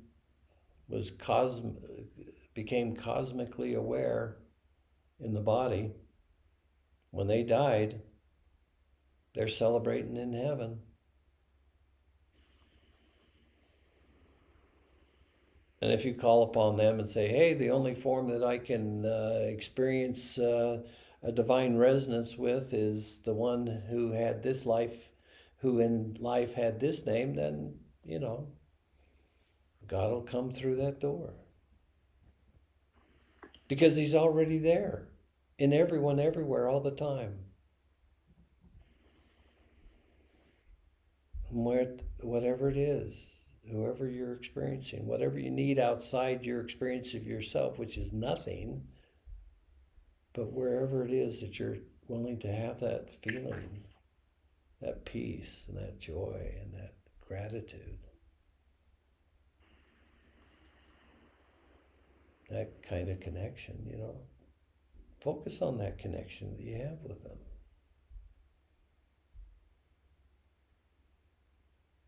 And feel how remembering that your true best friend is a divine creator that just loves hanging out with you. Right. Then who does that make you into?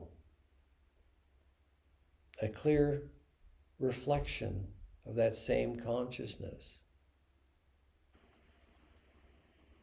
But that's what you have to do. If Christ is ever truly going to take upon your sins, you have to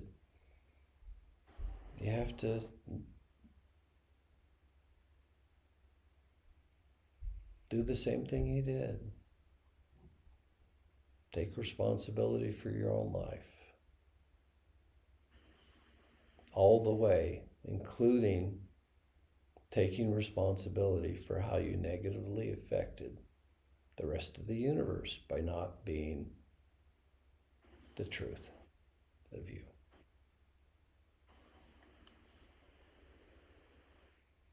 Then you can open and be free.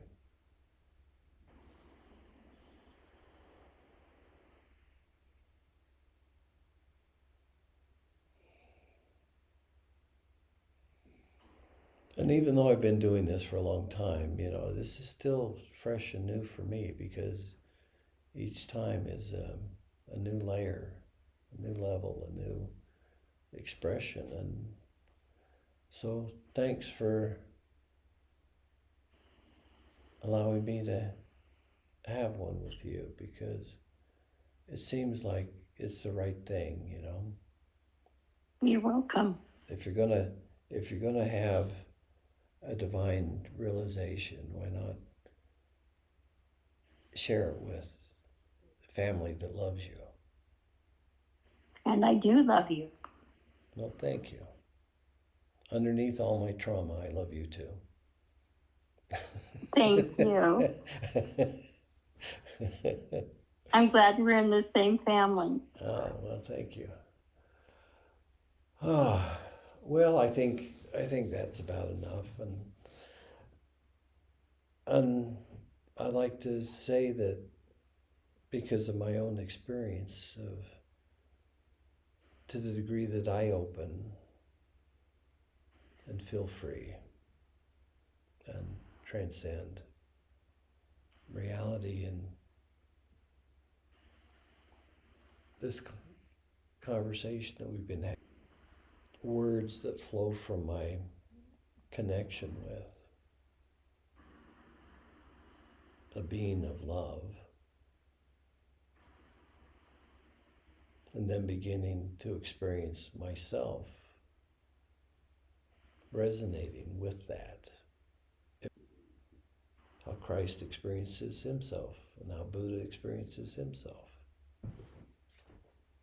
Or Krishna, or whatever flavor you like. Flavor at all, even if you don't even believe that God exists. You know that exceptional consciousness has existed. You know that exceptional beings and presence have existed. And you know that the very best of us has been cheering the rest of us to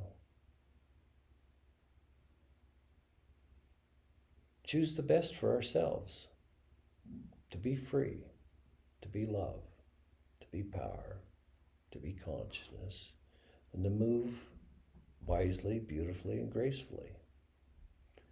So on that note,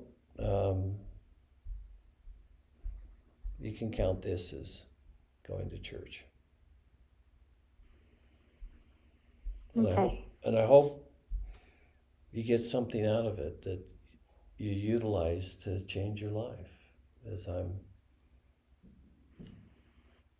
doing the same, you know. Yes. Thank you. What can I do to make my life worth living? And so if you can take tonight as a gift, partially out of debt to you that I owe for treating you less than divinely.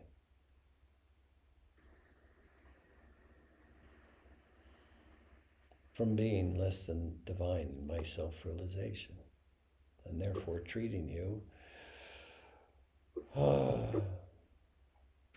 unconsciously. My every word, my every action,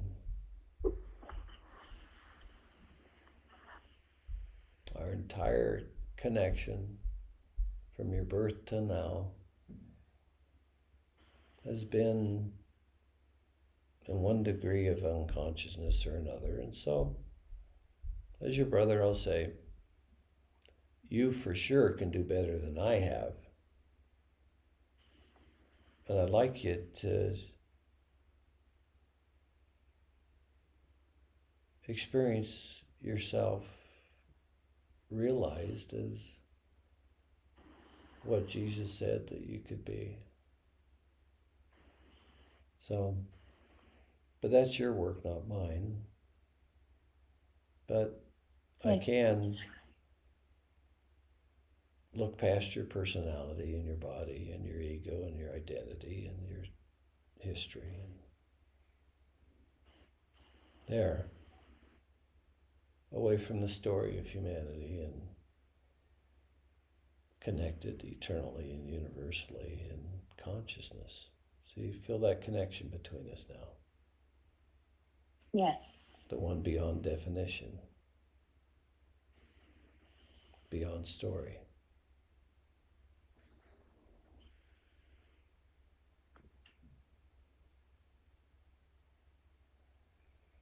Wow. Wow. I needed this. Thank you. Thank you, Mom. You said thank you, Mom? Yeah. Why? Oh, you feel her here? Mm, I wasn't focused on that, so I didn't notice. Gratitude. Gratitude. Well, we're talking about her pretty intensely, so makes sense that she would be.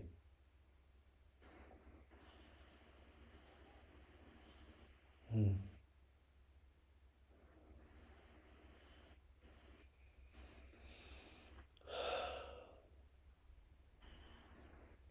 Well,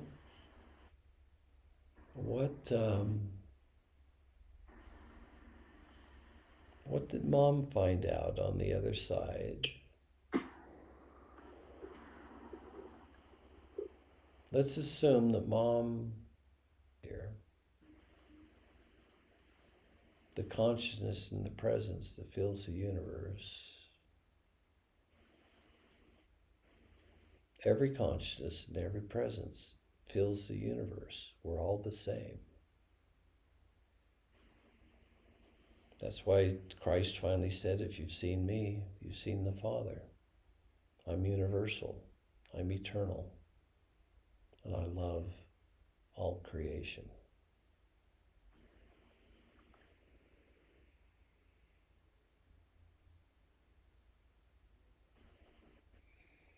Hmm.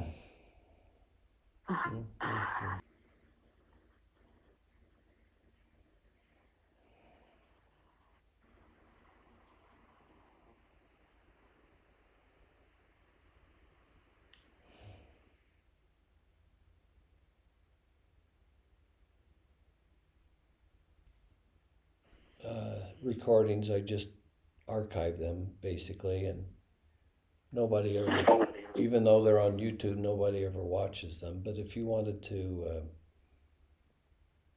listen to this,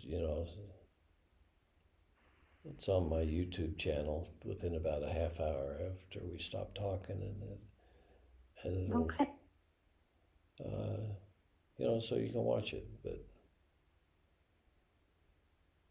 I don't know why you would. What I usually say at the end of one of these things is, "Hey, if you watch this, this wasn't for you to get.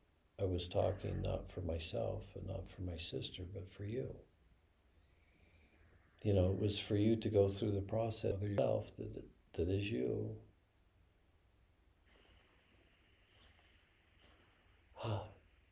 You don't like your life the way that it is, even though you might love your life, you don't like the way that it is because you want yourself and the world to be different.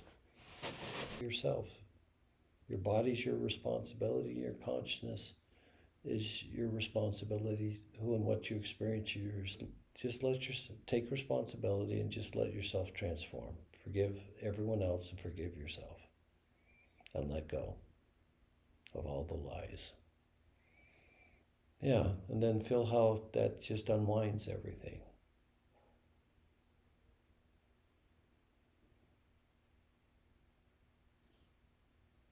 Because you're not here to learn lessons. I would suggest that in the eternity, or let's say there's not eternity, that somehow you were just created the same time as the universe, 13.8 billion years ago, and that without a body, you're immensely more conscious and present than you are with the body, because you're clearly connected without the unconsciousness, without the limitations of the body.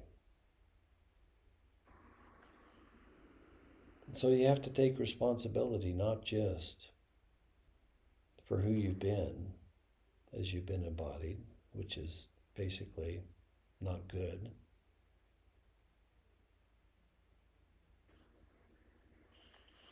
And then when you experience who you could have been, which as you experience that, you realize it's what's real and true. You could have been real and true eternally, but you weren't. You could have been real and true as the eternal you in the embodiment as a different story of your life than the one being real and true. And then at the same time, you have to take responsibility for the body. And one of the interesting things about bodies is they have cellular memories. And so in addition to the experience of your own body for this lifetime, in the 2 cells that began your life,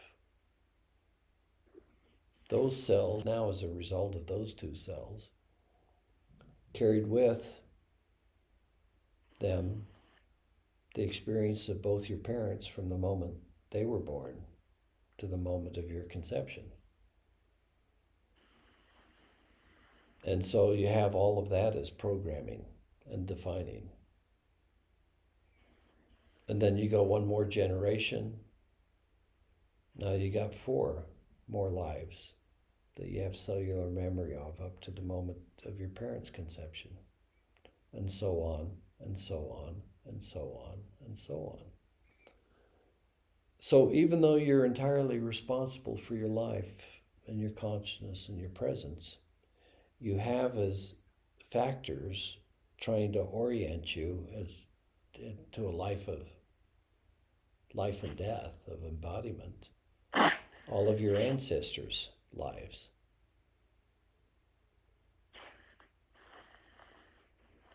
And all of that has to be transformed in your body also. And that's another reason why you have to take upon yourself the sins of the world, because it includes the sins of unconsciousness of everything that came before you that was ever embodied and experienced itself less than divinely and universally and eternally.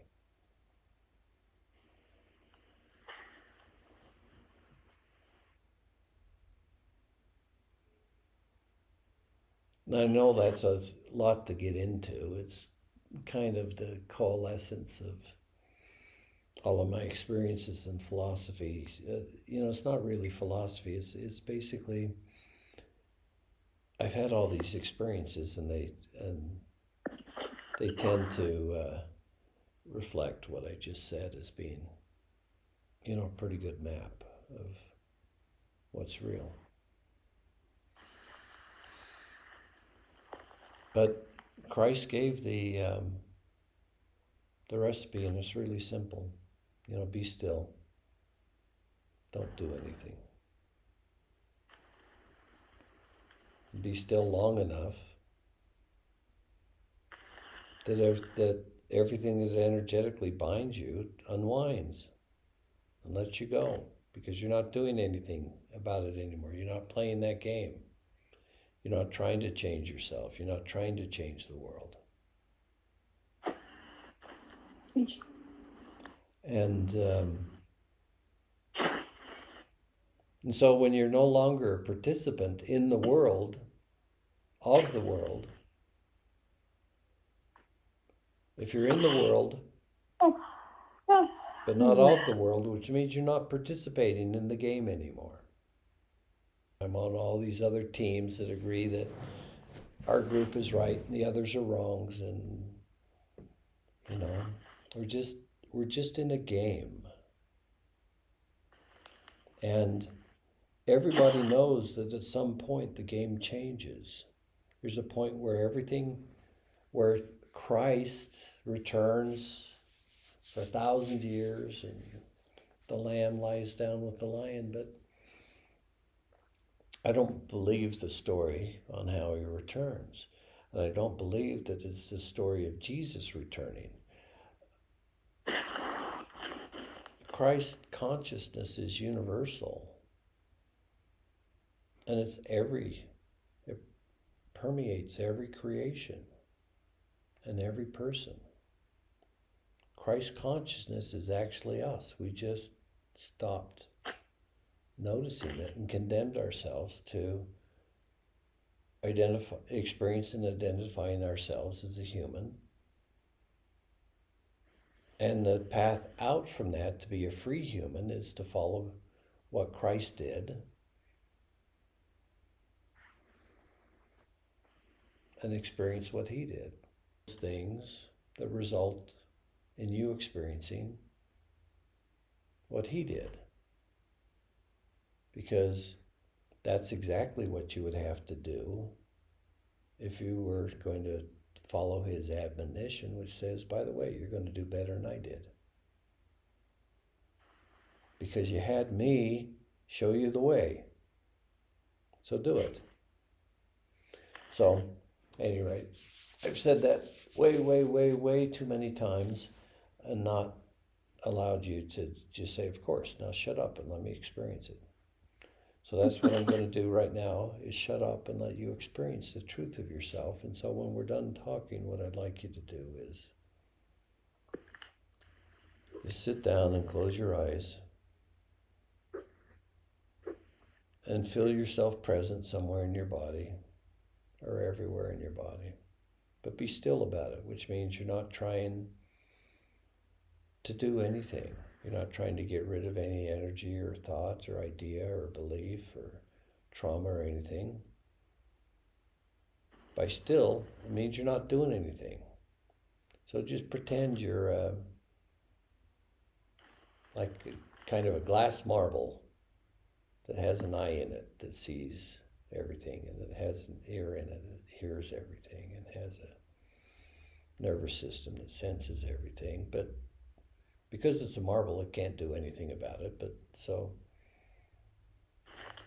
you're there and you're still and you're doing nothing and you're being nothing. And in that stillness, that's where you awaken. And as you awaken, you're able to enter that inner kingdom of heaven, which is that experience of that love that you are underneath all your trauma. So you allowed yourself, by identification with the body, to experience all the limitations of the body and how that